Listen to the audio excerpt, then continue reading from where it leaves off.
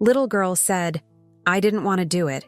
He made me," to the officer. What she revealed shocked everyone. The setting sun bathed the quiet suburban street in a warm amber glow as Officer Daniels completed the final lap of his evening patrol. The rhythmic hum of his police cruiser's engine was the only sound in the otherwise peaceful neighborhood.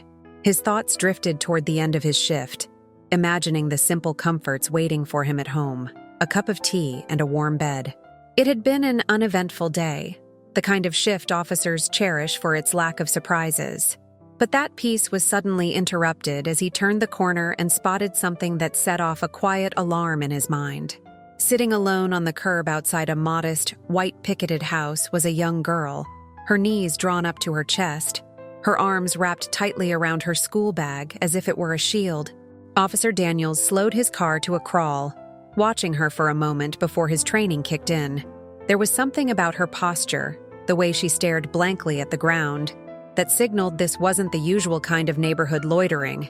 He parked the cruiser and stepped out, the crunch of his boots on the gravel echoing in the still air. "Hey there," he called gently, approaching her with caution. "Everything all right?" The girl looked up at him, her face streaked with silent tears that glistened under the fading daylight. Her wide eyes, reddened from crying, held a deep sadness, and Daniels felt a weight settle in his chest. This wasn't just a bad day at school or a simple argument with a friend. This was something far more troubling. "What's your name?" he asked softly, crouching down to her level, making sure his tone was comforting. "Emma," she whispered, her voice barely audible. "Emma, do you live here?"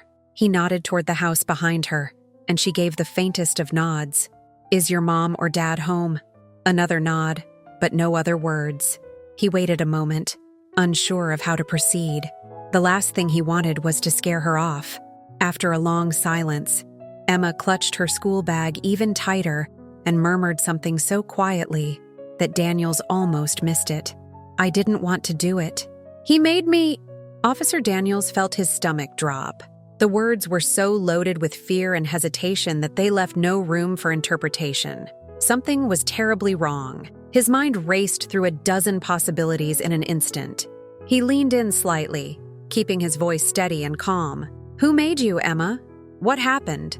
But the girl only shook her head, her lip trembling as fresh tears welled in her eyes. She pulled away from him, retreating into herself. Daniels realized that pushing her for answers right now would do more harm than good. He stood up slowly, glancing toward the house again, wondering if anyone inside knew what was going on. "I'm going to make sure you're safe, okay? Will you come with me to the station? We'll call your mom, and we can talk more when you're ready."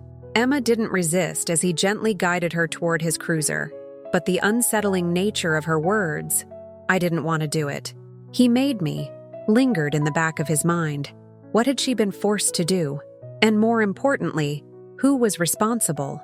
The quiet ticking of the clock in the station's waiting area was deafening in its own way, filling the silence as Officer Daniels watched Emma sit, still clutching her school bag like a lifeline. She hadn't said much more since he brought her in, but the cryptic phrase she repeated over and over sent shivers down his spine. Daniels had made the call to her mother, and now all he could do was wait for her arrival. When Susan, Emma's mother, burst through the doors, her face was a mix of confusion and panic. She rushed to her daughter's side, dropping to her knees in front of Emma, her hands trembling as she reached for her. "Emma, sweetheart, what happened? Why didn't you come inside?" Susan's voice was tight with worry, her eyes darting from her daughter to Officer Daniels, searching for answers. Emma didn't respond. She stared at the floor, her knuckles white as she gripped her school bag even harder. The silence was suffocating, the weight of unspoken words pressing down on all of them. Susan looked up at Daniels, her brow furrowed in desperation. "What's going on? Why is she here?" Daniels hesitated, unsure of how to explain the situation when even he didn't fully understand it. He knelt beside them, speaking softly, aware of Emma's fragile state. "She's been very quiet, but she did say something that concerns me. She said, 'I didn't want to do it. He made me.' I'm trying to figure out what that means, but she hasn't told me much else." Susan's face paled, and she turned back to her daughter, brushing a strand of hair from Emma's face. Emma, who are you talking about? What did he make you do? But Emma remained silent, her small frame trembling slightly as though the question itself was too much to bear. Daniels could see the frustration and fear mounting in Susan's expression. This wasn't just a case of a child acting out. This was something far deeper, something that had taken root in Emma's mind and was holding her captive. I haven't noticed anything strange lately, Susan muttered, almost to herself, as if searching her memories for any sign, any clue that might explain her daughter's behavior. I don't understand. Officer Daniels placed a reassuring hand on Susan's shoulder. We'll figure this out, he said softly. But we need to take it one step at a time. Right now, the most important thing is Emma's safety. As he spoke, he couldn't shake the sense of dread that had taken hold of him since that first moment on the curb. Something was wrong, terribly wrong, and Emma was at the center of it. He could see the fear in her eyes, but without more information, he was left grasping at straws. Let's give her some time, Daniels suggested. She's scared, but she'll open up when she's ready. Susan nodded, but the worry never left her face. They both knew time was of the essence, but they had no choice but to wait for Emma to reveal the truth. And until then, all they could do was hope that whatever had happened, it wasn't too late to make it right. It wasn't until the next day that a breakthrough finally came. After a long night of watching over Emma, trying to coax her into talking, Officer Daniels and Susan were both exhausted. But as the sun rose, casting a soft glow through the station windows, Emma finally spoke. It happened at school, she whispered, her voice shaky but clear enough for both Daniels and Susan to hear. Officer Daniels leaned forward, careful not to make any sudden moves that might scare her back into silence. At school? Can you tell us more about what happened? Emma hesitated, her fingers twisting nervously around the straps of her school bag. She glanced at her mother, then at Officer Daniels, before finally taking a deep breath. Mr. Turner made me, she said, her words falling like a stone in the quiet room. Daniels and Susan exchanged worried glances. Mr. Turner? The substitute teacher? Daniels had heard the name mentioned a few times, but nothing about him had ever raised any red flags. He had been a temporary addition to the school staff, filling in for a regular teacher on maternity leave. From what Daniels had gathered, Mr. Turner seemed like a decent enough guy. A little strict, perhaps, but nothing out of the ordinary. What did Mr. Turner make you do? Susan asked gently, her voice wavering. Emma's eyes filled with tears again, and she shook her head, refusing to say more. The weight of her silence hung heavy in the air, and Daniels could feel the tension building between them. They needed answers, but Emma was clearly terrified to give them. He said if I didn't, I'd get in trouble, Emma finally muttered, her voice so small that Daniels had to strain to hear it. It was vague, but it was something. Officer Daniels could feel his mind racing, trying to piece together the puzzle. What had Mr. Turner done? What kind of trouble had he threatened Emma with? The possibilities were endless, and none of them were good. Susan's face was a mask of confusion and fear. I don't understand, she murmured. I never noticed anything unusual. Why didn't you tell me, Emma? But the girl just shook her head again, retreating back into herself. Daniels knew they were walking a fine line. Pushing her too hard could cause her to shut down completely, but they needed to know more. I think we need to look into this Mr. Turner, Daniels said quietly, his eyes never leaving Emma. There might be something going on at the school. Officer Daniels and his partner, Officer Patel, drove to the school early the next morning, determined to uncover more about the mysterious Mr. Turner. The elementary school was quiet when they arrived, a soft breeze rustling the trees lining the walkway as they made their way to the administration office. Daniels felt a sense of urgency tugging at him, a need to get to the bottom of this before any more harm could come to Emma or any other child. The school's principal, Mrs. Donovan, greeted them in her small, cluttered office. She was a no-nonsense woman in her late 50s, with graying hair pulled into a tight bun and glasses that perched precariously on the edge of her nose. Daniels could tell from the look on her face that she wasn't pleased about the police showing up unannounced. What can I help you with, officers? Mrs. Donovan asked, her tone brisk but polite. We're here to ask some questions about one of your substitute teachers, Mr. Turner, Daniels said, keeping his voice calm and professional. "There's been a complaint from one of the students, and we need to get some information." Mrs. Donovan's eyes narrowed slightly. "Mr. Turner, he's only been with us for a few months. Is there a specific issue?" Daniels glanced at his partner before continuing. "One of the students mentioned that Mr. Turner may have been making them stay after school for extra chores. We just want to confirm if this is part of the school's routine or if something else might be going on." Mrs. Donovan frowned, her fingers tapping lightly on the edge of her desk. "As far as I know, Mr. Turner has been supervising the outdoor activities for the 4th and 5th graders, but nothing like what you're describing has ever been brought to my attention. Could we speak with him directly?" Officer Patel asked. The principal pursed her lips before standing and moving toward the filing cabinet in the corner. "I'm afraid Mr. Turner isn't scheduled to be here today. He's only in part-time, usually on Mondays and Wednesdays, but I can certainly give you his contact information if you'd like to reach out to him." As she rummaged through the files, Daniels's thoughts turned to Emma's words. "He made me." But what had he made her do? And why was she so afraid to talk about it? The principal handed over Mr. Turner's details, and Daniels tucked the paper into his pocket. "Thank you, Mrs. Donovan," Daniels said, standing. "We'll be in touch if we have any further questions." Before they left, Daniels and Patel took a quick walk around the school grounds, hoping to gather more information from the students. They spoke with a few of Emma's classmates, asking general questions about their time with Mr. Turner. Most of the students shrugged off their questions, describing him as strict but fair. However, one girl, Lucy, seemed a little more hesitant. "He made us do extra work after school," Lucy admitted, her eyes darting nervously toward the playground. "But we didn't say anything because we didn't want to get in trouble." Daniels nodded, feeling the pieces slowly start to fall into place. It wasn't much, but it was enough to warrant further investigation. Whatever Mr. Turner had been doing, it was clear that he had crossed a line. Now, it was just a matter of figuring out how far. In the dimly lit room of the police station, the atmosphere was thick with tension, a palpable anxiety that filled the space like a fog. Officer Daniels sat across from Emma, who clutched her school bag even tighter, as if it were a barrier between her and the world. Her mother, Susan, sat beside her, gently rubbing her back, her face etched with worry. The clock on the wall ticked quietly, marking the passage of time in the otherwise still room. It had been days since Emma first uttered those cryptic words. "I didn't want to do it. He made me."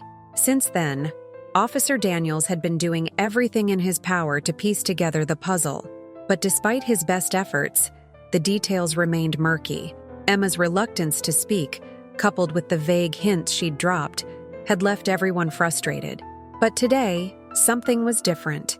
Today, Emma had asked to speak again, and Daniels couldn't help but feel a mixture of hope and dread. "Emma, whenever you're ready, you can tell us what happened," Officer Daniels said gently, leaning forward in his chair to make sure his tone was as non-threatening as possible. He had learned through his years on the force that patience was crucial, especially when dealing with young, traumatized individuals. Emma glanced up at her mother, her eyes wide and filled with uncertainty. Susan offered her a small, encouraging smile, but it was clear that she, too, was on edge, desperate to understand what her daughter had been through. Taking a deep breath, Emma finally spoke, her voice barely above a whisper. "He made me stay after school," she said, her words coming out in a rush, as if she needed to get them out before she lost the courage. Officer Daniels exchanged a glance with Susan before turning his attention back to Emma. "Who made you stay after school?" he asked, though he already knew the answer. "Mr. Turner," Emma whispered, her eyes dropping to the floor as she said the name. The room seemed to grow colder at the mention of the substitute teacher's name. Mr. Turner, the man who had been filling in for one of Emma's regular teachers, had been a point of focus in their investigation. He was relatively new to the school, having only started a few months ago, but already there were murmurs of concern among some of the students and parents. Daniels leaned in slightly, careful not to push too hard, but needing to understand the full extent of what had happened. "What did Mr. Turner make you do, Emma?" he asked, his voice calm but firm. Emma hesitated, her fingers fidgeting nervously with the straps of her school bag. The silence stretched on for what felt like an eternity, and Daniels could see the internal struggle playing out on her face. Finally, after what seemed like forever, Emma spoke again, her voice shaking. "He made me and some other kids stay late after school to clean up the leaves," she said, her words trembling with fear and frustration. Daniels blinked, momentarily taken aback by the simplicity of her statement. Cleaning up leaves, that was it.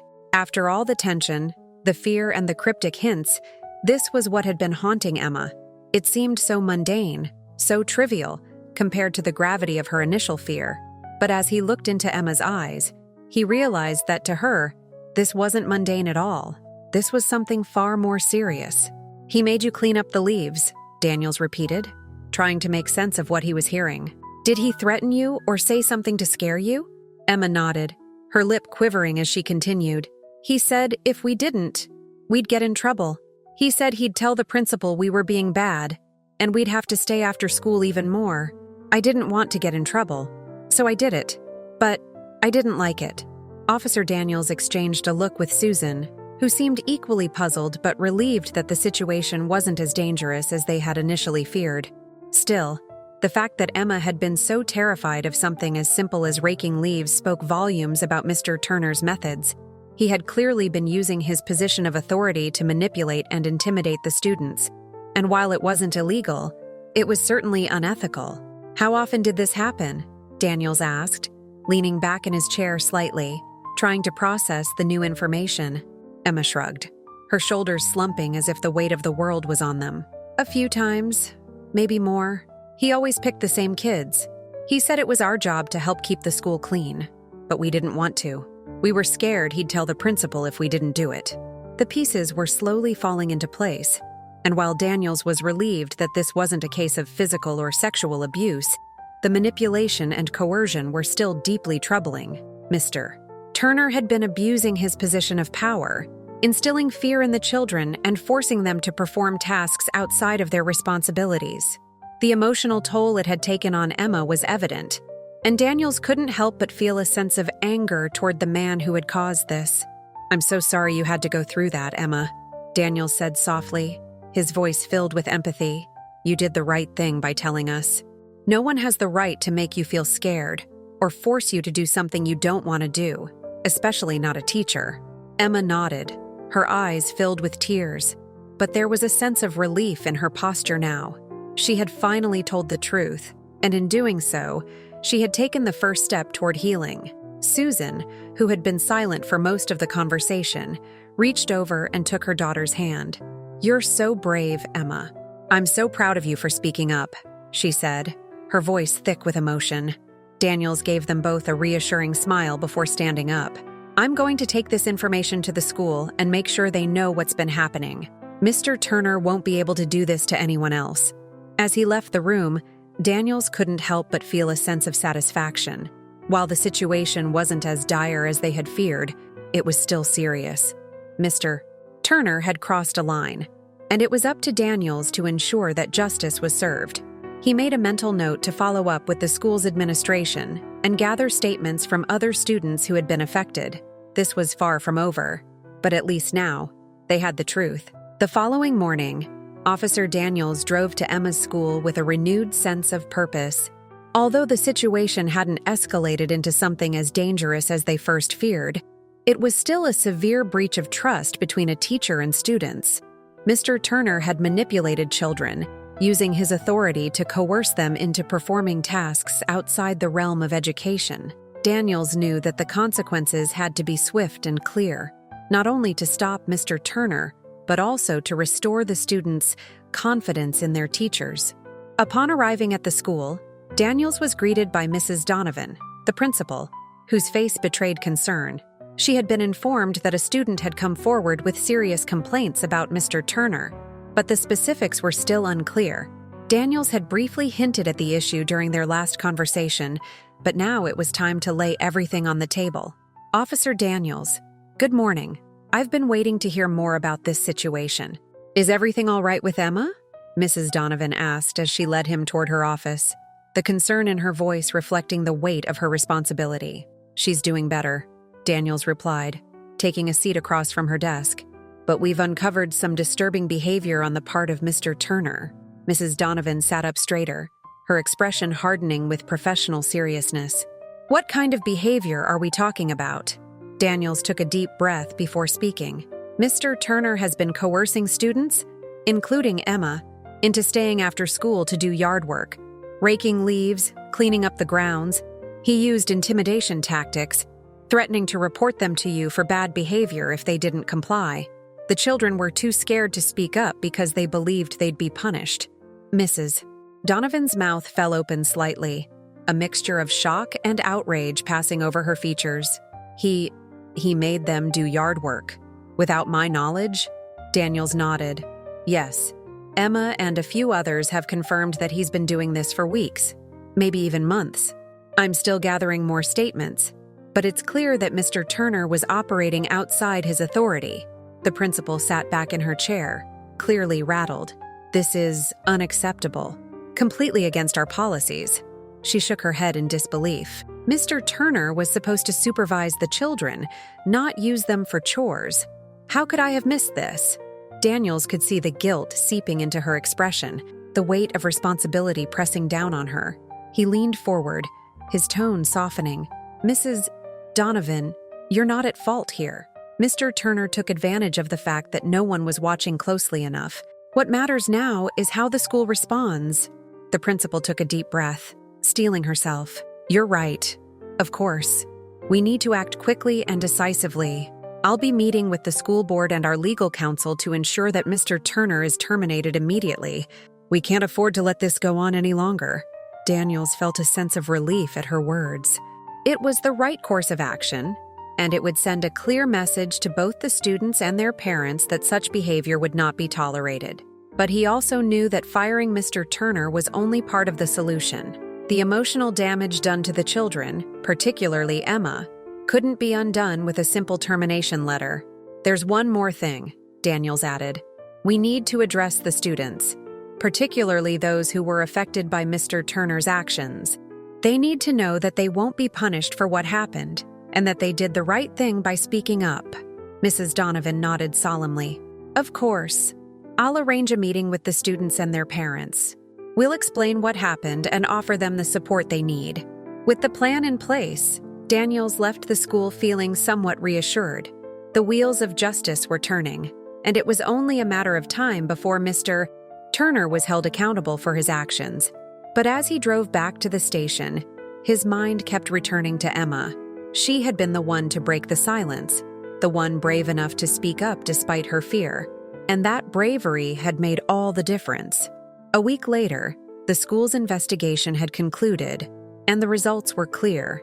Mr. Turner had indeed coerced several students into performing yard work after school, using threats of punishment to keep them in line. While his actions weren't criminal in nature, they were a gross abuse of his position as a teacher, and the school wasted no time in terminating his contract.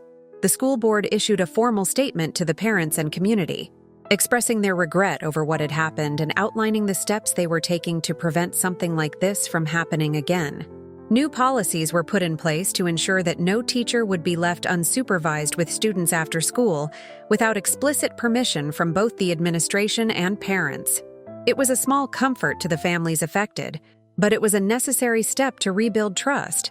For Mr. Turner, the consequences were swift and severe. His reputation was tarnished, and his career as a teacher was effectively over. While he wouldn't face legal charges, the damage to his professional life was irreversible. No school would hire a teacher who had been found to manipulate and intimidate children. But as the dust settled, the emotional fallout from the situation became more apparent. Emma and the other students who had been affected by Mr. Turner's actions were left to grapple with the lingering effects of fear and mistrust. For weeks, Emma had been afraid to speak up, terrified that she would get in trouble for something that wasn't her fault. And even now, after the truth had come out, those feelings didn't simply disappear overnight. The school's counselor, Mrs. Hayes, began meeting with Emma and the other students, offering them a safe space to talk about their feelings and process what had happened. In these sessions, it became clear just how deeply Mr. Turner's manipulation had affected the children. Emma, in particular, had been deeply shaken by the experience. her trust in authority figures damaged by the betrayal. "He made me feel like I couldn't say no," Emma said during one of her counseling sessions, her voice small and uncertain. "I didn't want to do it, but I was too scared to tell anyone." Mrs. Hayes nodded sympathetically. "It's completely understandable that you felt that way, Emma. Mr. Turner used his position to make you feel powerless, and that's not okay, but you're not powerless. You proved that by speaking up. You did something very brave." Emma looked down at her hands, her fingers twisting nervously in her lap. "I don't feel brave. I just feel tired." It was a sentiment that many of the affected students shared. The emotional toll of the experience had left them feeling drained and uncertain, their trust in the adults around them shaken. But slowly, with time and support, they began to heal. The school's administration made a concerted effort to restore a sense of safety and security for the students, reassuring them that they would always have a voice and that their concerns would be taken seriously. For Officer Daniels, the resolution of the case brought a sense of closure, but it also served as a stark reminder of the complexities of power dynamics, especially when children were involved. Mr. Turner's actions had been subtle, not overtly harmful in the way that more severe cases of abuse might be, but the emotional impact was undeniable. It was a lesson that manipulation, even when it didn't involve physical harm, could have profound and lasting effects on those most vulnerable. As he reflected on the case, Daniels couldn't help but feel a deep sense of respect for Emma. She had been the catalyst for change, the one to break the silence and expose Mr. Turner's wrongdoing. And while the road to healing would be long, he knew that she had the strength to walk it. A few days later, the school held a special assembly for the students, during which the principal, Mrs. Donovan, addressed the issue head-on. She spoke openly about what had happened, acknowledging the fear and confusion that many students had felt in the wake of Mr. Turner's actions. She reassured them that they were safe, that their voices mattered, and that the school would always be a place where they could come for help. "No one has the right to make you feel scared or force you to do something you don't want to do," Mrs. Donovan said, her voice firm but compassionate. "If something doesn't feel right, you should always speak up, no matter who it is. We are here to listen, and we will always support you." The message resonated with the students, many of whom had been unsure of how to process what had happened. It was a powerful reminder that they had agency, even in situations where they felt powerless. After the assembly, Officer Daniels was approached by several students who wanted to thank him for his help. Emma was among them, her posture a little more relaxed than it had been in previous weeks. She still clutched her school bag, but this time, there was a quiet confidence in her demeanor that hadn't been there before. "Thank you for believing me," Emma said softly, looking up at Daniels with a small, grateful smile. Daniels smiled back, his heart swelling with pride for the young girl standing before him. "You're the one who deserves the thanks, Emma. You did something incredibly brave. Don't ever forget that." As Emma walked away, surrounded by her friends, Daniels felt a sense of peace. The journey had been difficult, but in the end, justice had been served. Mr. Turner was gone, the students were safe, and Emma had found her voice. And for Officer Daniels, that was the most important victory of all.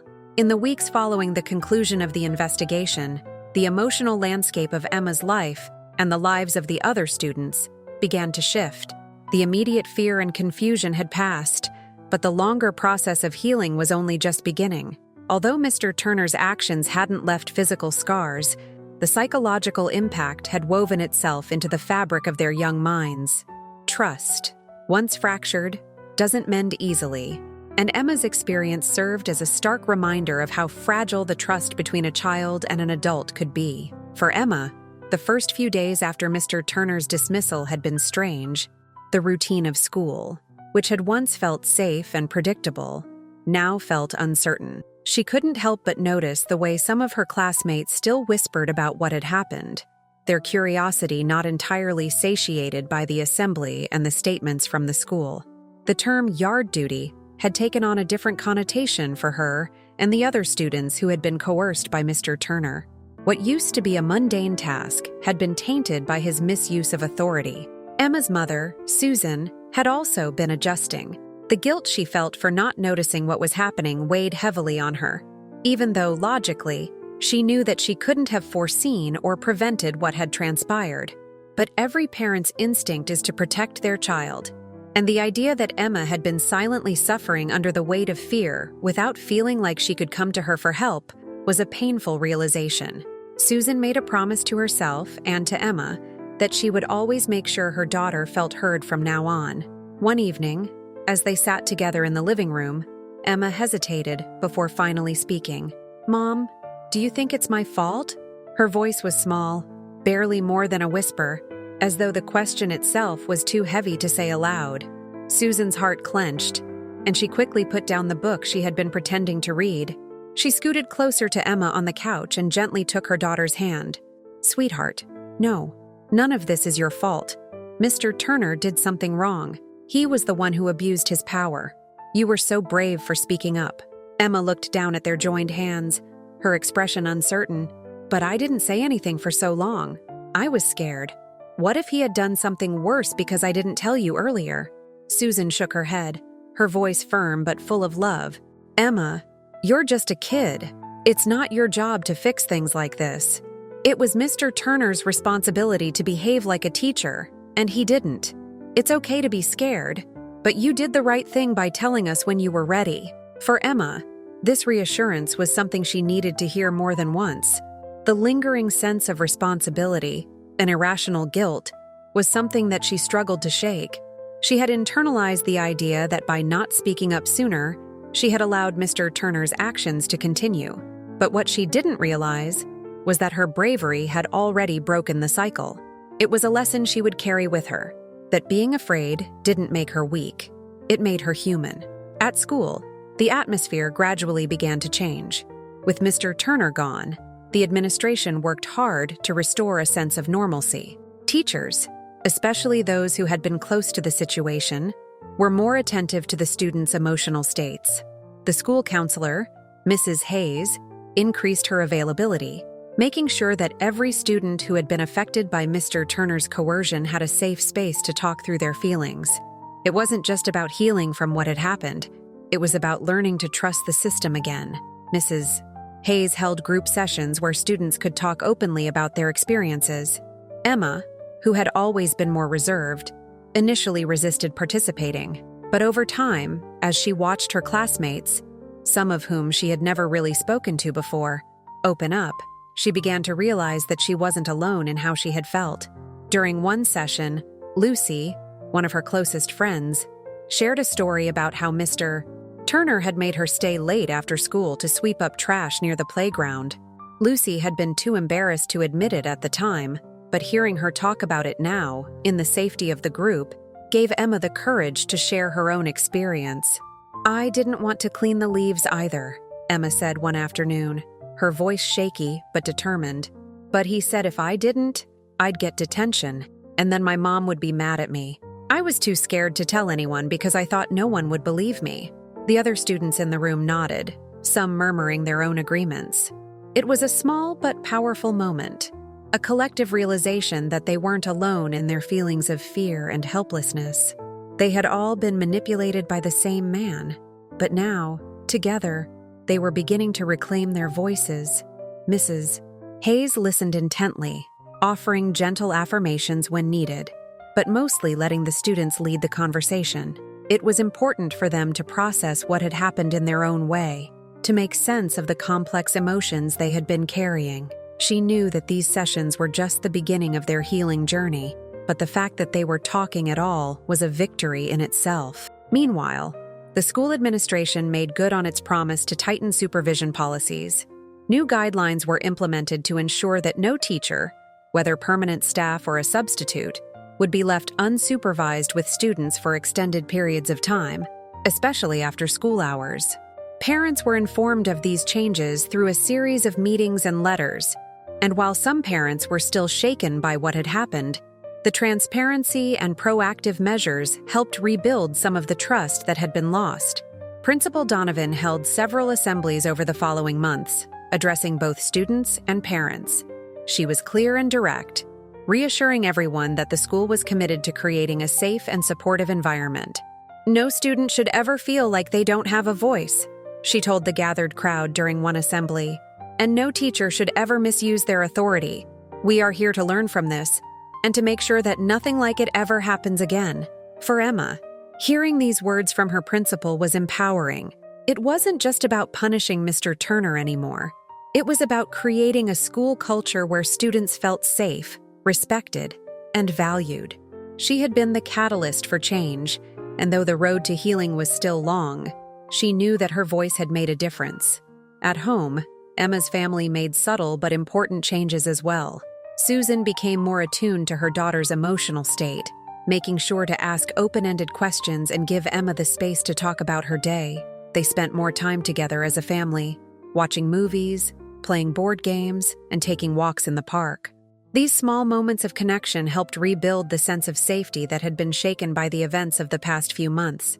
One evening, as they were walking home from the park, Emma stopped and looked up at her mother. "Mom, do you think I'll ever stop feeling scared?" Susan paused, considering her daughter's question carefully. She knelt down so that she was at eye level with Emma. "I think that over time, the fear will get smaller and smaller. And one day, you might not even notice it anymore. But even if you do feel scared sometimes, that's okay. Being brave doesn't mean you're not afraid. It means you keep going, even when you are." Emma seemed to think about this for a moment before nodding. "I think I understand." It was a profound moment for both of them. Emma was learning to process her emotions in a healthy way, and Susan was learning how to support her daughter through that process. They were healing together, step by step. Months passed, and the immediate intensity of the situation began to fade into memory. Emma was doing better in school, her confidence slowly returning. She had started to speak up more in class, and she even joined the school's art club, a hobby she had always loved but had been too shy to pursue. Her teachers noticed the change as well. Emma was no longer the quiet, withdrawn girl who had sat on the curb clutching her school bag that day. She was becoming her own person again, but the lessons from that time would stay with her. She had learned that even small acts of manipulation could have a big impact, and she had learned the importance of speaking up when something didn't feel right. Most importantly, she had learned that her voice mattered, and that no one, not even a teacher, had the right to take that away from her. For Officer Daniels, the case had been a reminder of the quiet battles that children often face, battles that adults sometimes overlook or misunderstand. As he reflected on the events that had unfolded, he realized that justice wasn't always about catching criminals or locking people away. Sometimes, it was about restoring balance, about helping someone find their voice and reclaim their sense of agency. He knew Emma would be okay. She had been through something difficult, but she had come out stronger on the other side. And in that, there was a kind of justice, too. In the end, Emma's story wasn't just about what had happened with Mr. Turner. It was about resilience, about finding strength in vulnerability, and about the power of speaking up, even when it's hard. The journey hadn't been easy, and there were still moments of uncertainty ahead, but Emma knew now that she wasn't alone. She had her family, her friends, and a community that believed in her. And as she looked forward to the future, she felt something she hadn't felt in a long time: hope. Disclaimer: this channel does not support or tolerate any form of discrimination, racism, prejudice, or violation of human rights. The stories presented here are original and created by the author with the aim of promoting reflection, awareness, and dialogue. All content is developed with respect for diversity and the dignity of all people.